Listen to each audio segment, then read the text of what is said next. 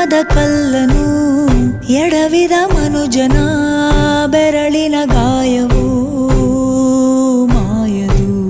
ಧರ್ಮವ ದರ್ಪಕ್ಕೆ ಬಲಿ ಕೊಡೋ ದುರುಳರ ಅಳುವಿಗೆ ದೈವವು ಸೋಲದು.